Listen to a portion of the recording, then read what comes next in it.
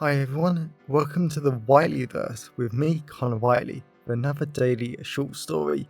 Now, before I start today's story, please remember to like, comment and subscribe to the channel so you don't miss any new content, and the engagement really helps the Whiteleyverse with the YouTube algorithm. Also, if you want to buy this short story and any of my other fiction, then they're available from all major ebook retailers and at your local bookstore and local library if you requested, and you can order paperback copies from Amazon. Now, here's today's short story. I hope you enjoyed just as much as I did writing it. Spying around an auction. The 8th of November 2022. Classified location, Southern France.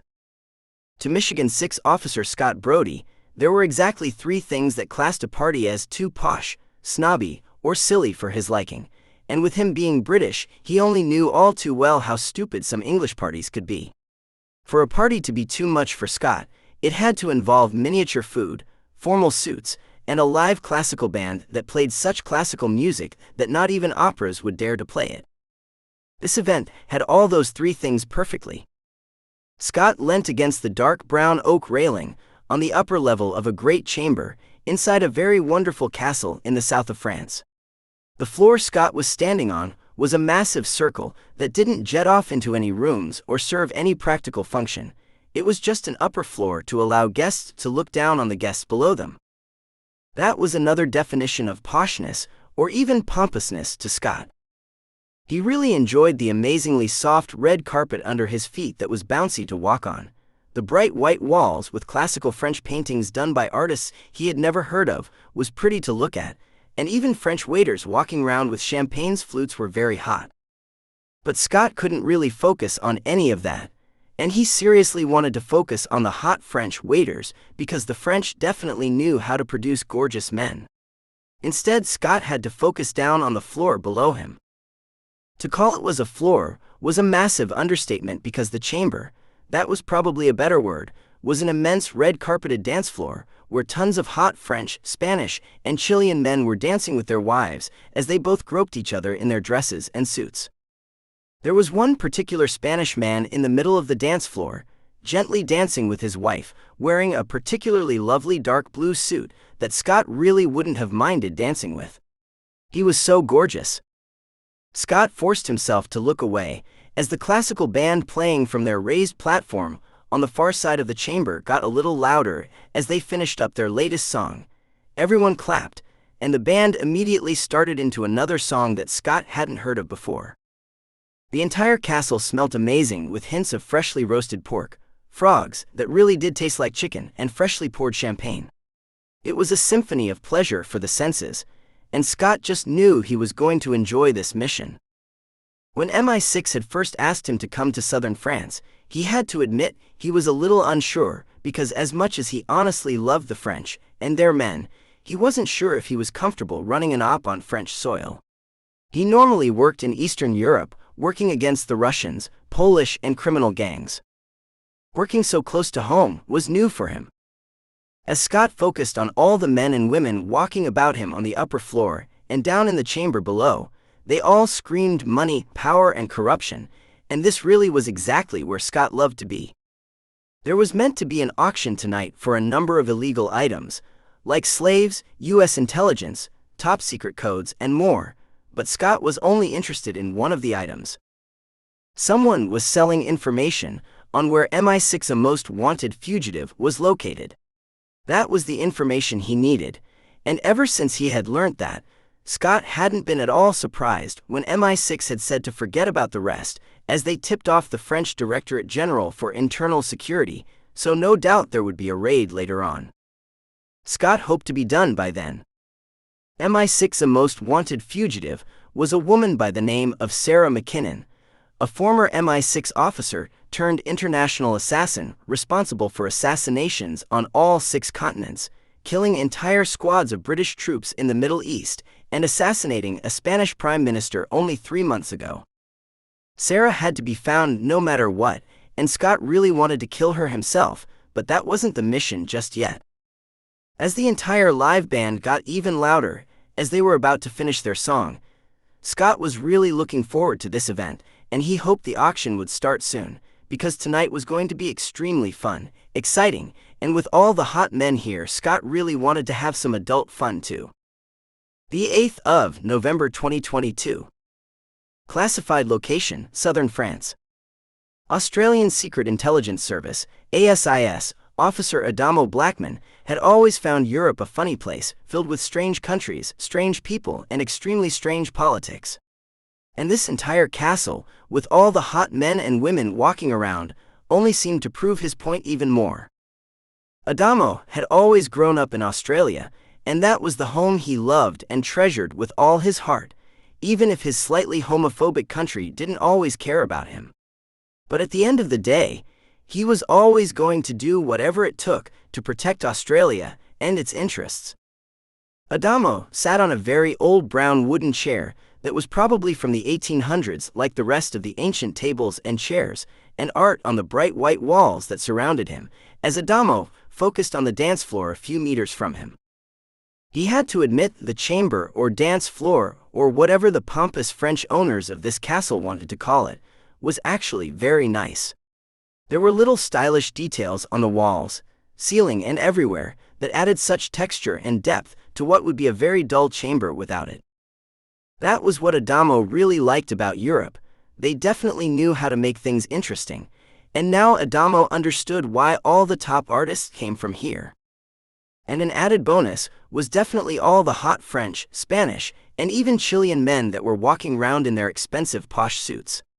Adamo had never given European men too many looks before, but given how many of them were young, hot as hell, and very fit, Adamo was so going to change that opinion.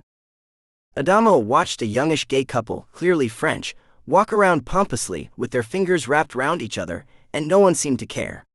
Something else that Adamo had only ever encountered in Europe. The breathtaking smells of sexy earthy aftershave hinted with cloves, forests, and another refreshing scent that Adamo couldn't identify filled the air as the live band, which wasn't bad looking either, broke out into another song, and Adamo was so glad Australia wasn't as big on classical music as these Europeans. Classical music was awful. That was the reason why Adamo was rather simple, and he really looking forward to the auction because his bosses, as ASIS, has given him €50 million to secure the information pertaining to Sarah McKinnon. Adamo seriously hated the damn woman, especially after killing his best friend, almost killing him, and just being a massive pain in the ass. The English were such idiots for allowing her to live so long. Considering the British MI6 was meant to be the best in the world, unstoppable, and extremely resourceful, they were proving to be nothing short of pathetic. Adamo had killed tons of rogue agents in his time whenever the ASIS required him to, and it was a really fun challenge, but it wasn't impossible. Clearly, the British couldn't have cared less about their rogue agent traveling the world, killing people, and leaving nothing but wreckage in her wake. Damn the British. Adamo continued to scan the dance floor, and he felt his stomach churn a little bit as he looked at all the hot men hugging, loving, and dancing with their wives. It must have been nice for the hotties to do that so openly and in public without anyone caring. Adamo had been gay, or sometimes bisexual, depending on the woman and year, for as long as he could remember. But even then, growing up in rural Australia on his dad's farm wasn't exactly a paradise for a gay son, his dad's only son. Adamo tried to force himself to smile at the memory of how disappointed, outraged, and heartbroken his dad had been when Adamo had come out. His dad was so upset that he had lost his heir. He wasn't going to have any grandchildren, and Adamo would be just as useless as his sister on the farm. That was another thing that Adamo liked about Europe. It definitely had its problems, but at least the sexism wasn't quite as blatant as it was in rural Australia, because Adamo's precious older sister was far from useless, and Adamo still couldn't believe the entire family hadn't understood why she had fled to Italy when her boyfriend had given her the chance. Adamo certainly understood now. The live band turned slightly louder as they started playing some German rubbish, and given how Adamo had been worried from the start about how intelligence agencies might come here to get the same information as him, Adamo looked up and started scanning the upper floor to see if anyone was doing the same as him. Damn it! Adamo's eyes immediately noticed an extremely cute boy the same age as him, leaning on the dark brown wooden railing and staring down at the dance floor. That might not have sounded like anything to worry about, and that was exactly what Adamo would have told new recruits, but there was just something in those light brown eyes that Adamo recognized. That cute boy was scanning the dance floor and trying to make it look like he was staring at the hot women, or hopefully men. Adamo had to admit the cute boy was good at pretending, and Adamo had actually almost missed it. Almost. Adamo just kept staring at the cute boy, and he really was cute. There was just something about how confidently the tall, fit, skinny boy stood that radiated happiness and authority and confidence from him that Adamo really respected. The cute boy was wearing a very expensive and extremely flattening black suit, white crisp shirt and silky black trousers. The boy really did look so perfect and hot, and his smooth handsome face was accented effortlessly by his brown hair in the faded style that Adamo had seen so men wear in Europe, with the short hair expertly faded into longer hair on top. He was beautiful. But Adamo had to admit if this cute boy was a spy, then he had to talk to the cutie, assess if he was a threat, and then deal with him if he was. Adamo really hoped that the cutie wasn't a threat because he was far too beautiful to be a danger. Yet looks could be deceiving. The 8th of November 2022. Classified location, Southern France. 5 minutes until the auction, an elderly French man shouted in English. Scott was so pleased to hear that the auction was finally going to happen, as he leant against the warm, dark brown wooden railing near a red-carpeted staircase that led down to the dance floor. Scott had spoken to a lot of French, Spanish, and Chilean men, and surprisingly enough, he didn't even need to put on an accent, something he was extremely good at. No one at all seemed to care that he was English, and everyone had already guessed he was an intelligence officer after the information. Scott wasn't exactly sure how comfortable he was with that fact, because he was quickly learning that everyone here was current or former intelligence officers from their own countries. Scott had fully believed this was a dodgy auction that was going to be filled with terrorists, criminals, and more, but it turned out that the vast majority of people here were acting on behalf of their own governments. And Scott felt his stomach tense more and more at the idea of being trapped in a castle filled with so many professional killers. Even his shoulders were tensing, something that never happened. A whiff of strong, sexy, manly scent filled the air as someone leant against the railings next to Scott, and Scott could just tell that the man was pretending to focus on the dance floor below, but he was really interested in him. "You're too beautiful to be here by yourself," the man said. Scott smiled and just looked at the man, and wow, Scott couldn't believe how hot the man was. Scott felt his stomach churn for a completely different reason now, and all the tension in his shoulders, chest, and body relaxed, because all he could do was focus on the insanely gorgeous man standing less than a meter from him. Scott seriously liked the cheap-ish looking dark blue suit that told Scott instantly that the gorgeous man was an intelligence officer of some sort, but the beautiful suit really did highlight the gorgeous man's slight muscles, large arms, and very fit body that Scott wouldn't have minded running his hands over to give the gorgeous man a quick pat down. The gorgeous man's face was handsome, cute, and it looked so caring in the light of the castle. He had a very slight golden blonde beard that was accented by the man's blonde crew cut, something that Scott hated on most men, but this gorgeous man actually managed to make it work. But what really did it for Scott was his gorgeous blue eyes that was like staring into the beautiful crystal blue ocean on the most perfect holiday imaginable. "You really are too beautiful to be standing by yourself," the gorgeous man said. "You look cute, sweet, and a little too innocent to be here too." Scott just smiled. This sexy man really was a smooth talker. "I'm Adamo," he said, and Scott just nodded as he realized that it was an Australian accent he was hearing. And Scott had to almost catch himself before falling into the classic trap of why Adamo didn't talk like a typical Australian. It was simply because, in Scott's experience, it was always best to train out accents and dialects. It just made intelligence work a damn slight easier. So tell me, Scott said, why is the Australian Secret Intelligence Service in France? Scott loved it how when Adamo smiled, his entire handsome face lit up. I was only being honest with you. I do think you're cute and beautiful, and I can tell you're into me too. Damn it. Scott was normally a master of hiding whatever he was thinking whenever he was on a mission. He was known as being one of the calmest and coldest agents when he was on the job. Scott had to focus and hide his thoughts better. He couldn't let this hottie read him. Adamo moved closer, and Scott hated it as his wayward parts sprung to life, and Scott seriously had to fight the urge to move closer and kiss the sexy man only centimeters from him. My question, Scott said coldly. Adamo shook his head. I can tell you're into me, and I know you aren't all work and no play. I can just tell that about you. Scott was impressed. This officer was very good at changing the conversation, playing on Scott's feelings, and making him focus on different things. That had to change.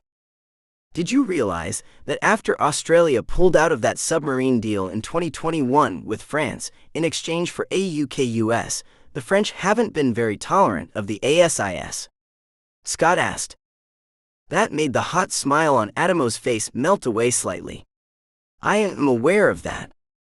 Then you are also aware that there are at least 20 DGSE agents here that I am sure would be all too happy to kick an ASIS agent out of their country, Scott said, grinning. Adamo rolled his eyes. Fine, what do you want to know? Scott was so tempted to admit how badly he wanted this gorgeous man to take him to a nearby hotel and do him, and let them explore each other's bodies, but Scott forced himself not to. Damn it. Scott hated how he couldn't stop thinking about how beautiful and downright sexy Adamo was. He had to focus. Why is the ASIS here? We're here to make sure the British don't fuck up another Sarah McKinnon mission, Adamo said. Australia will get the information, and then we will deal with Sarah personally. Scott almost laughed, but he could hear the anger, outrage, and annoyance in Adamo's voice crystal clear. But then Adamo placed his perfectly warm and smooth hands on top of Scott's. Normally Scott would have recoiled instantly and hated the touch of someone else without him making the first move, but surprisingly enough, this actually felt right, natural, and really perfect. I'm sorry, Adamo said. It's just that she killed my best friend, caused me a lot of problems, and I just hate her. Scott nodded. He could understand that. He really could. Everyone, an elderly French man said. The auction will now begin. As the man continued to explain the rules of the auction to everyone in the chamber, and Adamo was focusing solely on the man, Scott just couldn't look down from Adamo. He was so cute, gorgeous, and Scott really wanted to get to know him better. And he almost wished that he had met Adamo in another place, in another city, in another life, because romances between intelligence officers never ended well. And Scott really didn't want that to happen to him and Adamo, but he wasn't sure it could be avoided. The 8th of November 2022. Classified location, southern France. Adamo was just flat out amazed at how weird the past 2 hours had been. When he had come to the auction and the castle, he had of course known what was up for sale, how much people were willing to pay for these top-secret pieces of information, and that some people might have even fight for it. But it had actually been rather calm. Adamo stood right next to beautiful Scott, at the very end of the lower level, pressing his back against a wonderfully warm, bright white wall, and right in front of him, the red-carpeted dance floor had been transformed into a real auction, with rows upon rows of dark brown wooden chairs with tons of posh and rich and snobby people sitting on them.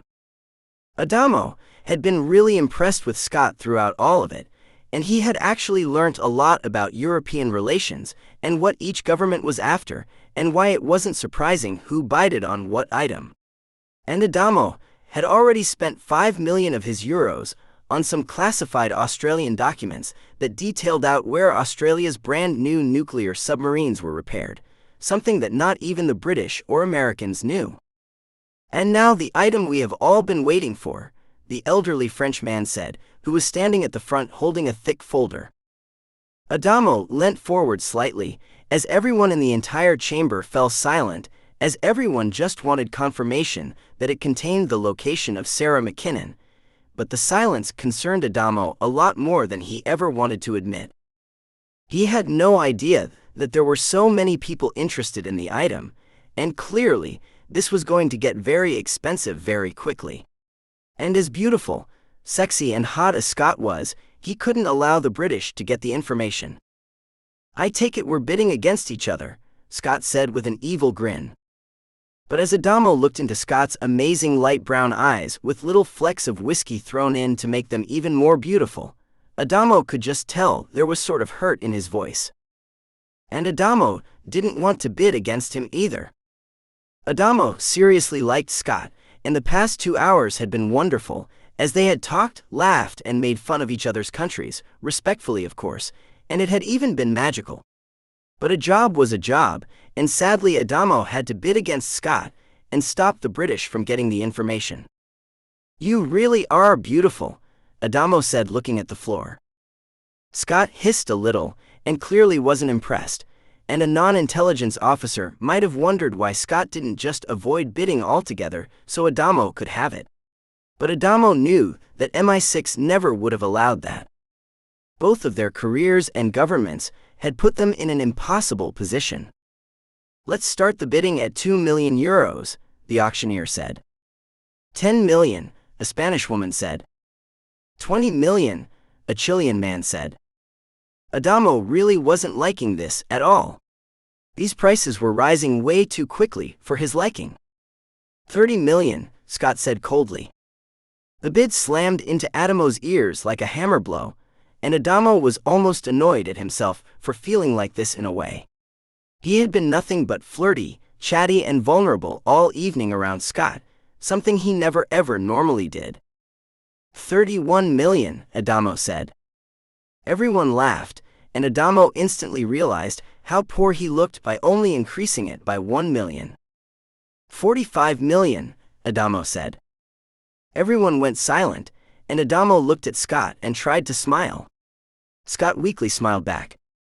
51 million, a Russian woman said near the front. Damn it, Adamo said to Scott. That's over my budget. Then Adamo realized if there was any way he was going to keep his job, then he was going to have to use every trick in the book. He needed Scott and the British to give him some money. How much have you got? Adamo asked. Scott smiled. I'm not telling you. Please, beautiful, Adamo said. My job is at stake. Scott shot Adamo a warning look. Stop trying to manipulate me. All you have done tonight is flirt with me, pull on my emotions, and now you reveal your true intentions. You just want my money. Adamo covered his mouth with his hands.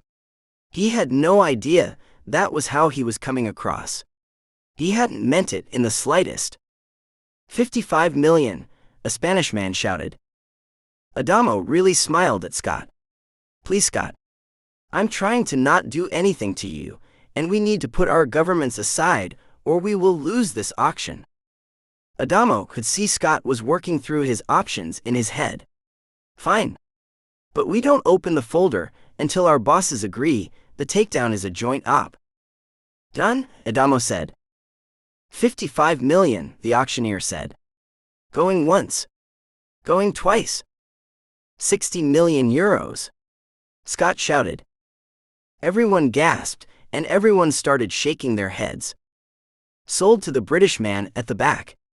Happy hunting and try not to fuck it up again, the auctioneer said as he handed the folder to a young woman in a black waitress uniform. Adamo hugged Scott and really loved how natural and right and wonderful the hug felt. Adamo seriously liked the feeling of Scott in his arms. Thank you, Adamo said. How much did you have to play with? Scott grinned. 50 million euros, and at least I only spent 10. Adamo was about to start telling Scott how beautiful he looked again, because he really did look it under the golden light of the chamber, but he noticed that the young woman holding the folder was staring at them, and she wasn't smiling. "Tell me," Adamo said, hugging Scott again and whispering into his ear, "does that young woman look like Sarah to you?" Adamo gently turned Scott around so he could see the young woman, and he felt Scott nod. They both broke the hug, and Adamo focused on the rather short young woman wearing the black waitress uniform. She was very small, with her long glossy black hair that was almost certainly a wig, but it was her strong jawline, thin waist, and large arms that made her look like a former intelligence officer. Adamo and Scott started to go over to her. Adamo quickly realized they were completely unarmed without weapons backup, and Adamo seriously doubted any intelligence officer in the entire chamber would want to help them. The young woman whipped out a pistol, ran up to the elderly Frenchman, and put the gun to his head. "Everyone leave," Sarah shouted. "Except the Brit and the Aussie." Everyone shrugged, and Adamo just grabbed Scott's hand tight. Not as a sign of weakness or manipulation, or anything besides from love, pure and simple. Because Adamo really didn't want anything to happen to Scott, in the slightest. He was too precious for that. The 8th of November 2022. Classified location, Southern France. When the entire red-carpeted chamber was empty, except for Adamo and Scott, and the hostage that Sarah was still aiming the gun at, Adamo realized that the entire item had been a mistake, and the documents had probably been entered into the auction by Sarah herself so she could kill anyone hunting her. "Why do you want us?" Adamo asked. Scott shook off Adamo's hand and took a few steps forward. "I wanted you both here because I wanted to send a message to the stupid Brits and Aussies," Sarah said. "Stop hunting me. I have my jobs to do, and I have my people to kill." "What you are doing is wrong," Scott said. Adamo really doubted a morality lesson was going to do much good here, but he wanted Scott to buy him as much time as possible. Adamo had to figure out a way to escape this mess. "You see, Aussie," Sarah said. "The Brits always say they're the good guys, defender of democracy and more, but do you want to know how many elections I have rigged?" Adamo shook his head. "We all do things for our countries we aren't proud of. It doesn't mean killing innocent people makes you any better." Sarah laughed and pressed the gun harder against her hostage's skull. Adamo and Scott took a few steps closer until they were only 10 meters away from her. "Maybe you are right," Sarah said, "but if I leave here tonight killing the former head of the DGSE, a Brit and an Aussie, then my world will be a lot safer." Adamo had wondered where he had recognized the auctioneer from. Scott took a few more steps towards Sarah, but she aimed the gun at Scott. Adamo's stomach tensed. Sarah fired at Scott's feet. "No!" Adamo shouted and rushed forward. Sarah busted out laughing. "Seriously? An Aussie officer loving a Brit? Wow!" Adamo covered his mouth with his hands as he realized what he had done. He had given Sarah the perfect weapon to use against them both, and when Scott looked at him, it wasn't a hateful or regretful smile, it was a look of concern for him too. Because Scott would have done the exact same thing if Adamo had been in trouble. Sarah fired, shooting the auctioneer in the leg. She threw him to one side. She aimed the gun at Scott. "Don't resist." Adamo nodded at Scott, and he allowed Sarah to put him in a headlock as he pressed the barrel of her gun against his head. Adamo hated all of this. He felt so useless, weak, and unless he came up with something very quickly, he was about to have the blood of an absolutely beautiful boy on his hands. "Now this is going to be a bit more interesting," Sarah said. "I know you, Scotty boy, have another 40 million euros. You're going to tell me the MI6 account number, password, and you will authenticate my transaction when I drain the account." Scott laughed.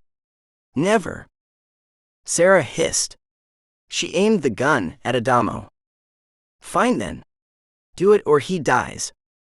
"Let me die," Adamo said before he realized what he was saying. "Just let Scott live." Adamo was surprised at the anger in Scott's eyes, like he was really pissed that Adamo was prepared to die for him. "What's your answer?" Sarah asked Scott. "I will kill him." Adamo just looked at beautiful Scott, just in case this was the last time he was going to see his handsome face. "Never," Scott said with a hint of sadness and just winked at Adamo. Adamo didn't know what Scott was planning, but in all his years of experience, he knew that time was an officer's best friend. "You know what, bitch?" Adamo shouted. "Fuck you and your fucking government. The British are just useless pricks that pretend to know what they're doing, when they're just blind idiots." Adamo loved how Sarah's face twisted into confusion. Scott stamped on her foot. She screamed. Adamo rushed forward. Scott elbowed her in the ribs. Sarah released him. Adamo tackled her to the ground, slamming his fists into her head. Police sirens came from outside. "Internal security," Scott said. Adamo just looked at Sarah. He saw the gun, a few meters away. It was their only option. Scott picked up the gun, aimed it at Sarah. Adamo nodded. The bullet screamed through the air. And Adamo instantly realized this was a hot, handsome man he could always see himself working with, because he really was beautiful and clever and perfect. The 9th of November 2022. Classified location, southern France. Scott was completely amazed at how wonderful the Directorate General for Internal Security agents were when they had stormed into the chamber, and because they had snapped up some of their own most wanted, because it seemed that the Chilean agents were not fans of the French whatsoever. The French really hadn't cared too much that MI6 and ASIS had killed someone in their country.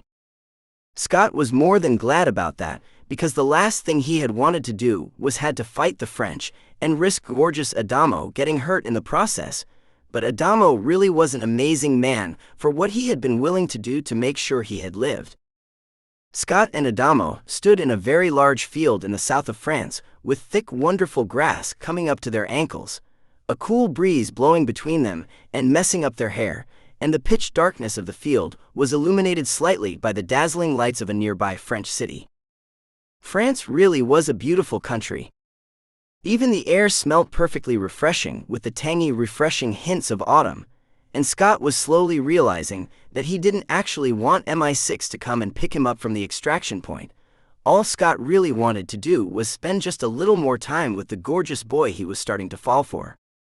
The pitch darkness with the little illumination really didn't detract from Adamo's beauty. He was so fit, handsome, and really had a beauty about him that Scott hadn't seen before, and it only took him a few more moments to realize that that beauty was that Adamo actually cared about him. Something no one else had truly done before. "Take this, beautiful," Adamo said, holding out a thick folder to Scott. Scott knew exactly what it was. It was the Australian nuclear information that he had bought earlier, but he couldn't understand why Adamo wanted him to have it. "No doubt it will come to light we fell for each other. Our governments won't like that and they'll get to kick you out," Adamo said, "because they'll be scared you're an Aussie turncoat or you're compromised." Scott nodded. It made sense, and he could think of at least 10 people back at MI6 that would try to kick him out because he was a lot better than them, but he wasn't going to risk Australia's national security just to save his own skin. That wasn't right, so that was exactly what he told Adamo. "I don't want anything to happen to you because of what I did. If I wasn't so into you, I wouldn't have revealed my feelings in front of a target. If it was better, you could have arrested Sarah and got information from her. If I was better." Scott just kissed him. Scott pressed his lips against Adamo's and was surprised how warm, smooth, and lustrous they were. He had been wanting to kiss this gorgeous man for so long, and now he was finally doing it. It felt so right. "You're perfect the way you are," Scott said, breaking the kiss and gently running his hands up and down Adamo's body. Adamo's body really did feel as amazing as Scott had dreamed. "What will you do now?" Scott asked. Adamo smiled. "The ASIS has interests all over the globe. Europe, the Americas, and Asia all have threats against Australia. Maybe we'll even meet each other again officially, or not. As the distant sound of a helicopter got closer and closer, Scott knew that his time was running out, but surprisingly enough, didn't feel as sad as he had earlier. Because he knew he would see gorgeous Adamo again on another mission in another country, away from the eyes of their governments. And at the end of the day, the UK and Australia were close allies, and allies really did need to work closely together in these dark times, and sometimes so close that skin and wayward parts would touch. Scott knew it wouldn't be a hard sell to his or Adamo's bosses, and Scott was seriously looking forward to a wonderful future of working with this gorgeous man who he had really fallen for in the past few hours. The future was going to be amazing and bright and wonderful, so Scott gave Adamo a final deep, passionate kiss as the MI6 helicopter landed. And Scott left Adamo. Definitely not for the last time, because they would soon see each other again, and Scott fully intended to pick up exactly where they left off. Welcome back everyone, it's me again, Connor Whiteley. So I really hope that you enjoyed today's story, because I flat out love writing, creating stories and sharing them with you. If you really enjoyed today's story, then please remember to like, comment and subscribe to the channel so you don't miss any new content, and the engagement really helps the Whiteleyverse with the YouTube algorithms. And if you want to buy this short story or any of my other fiction, then they're available from all major ebook retailers, and you can get them from your local library if you requested, and you can order the paperback copies from Amazon, your local bookstore or local library if you request it. Lastly, if you want to support the channel on a one-off basis, then you can now buy me a coffee at buymeacoffee.com/Connor Whiteley. Also, if you know anyone who would enjoy today's story, then please share it with them. I'm always really grateful when you wonderful people help spread the word about the channel. So, thanks for watching the Whiteleyverse, and I'll see you again soon. Have a great day, everyone.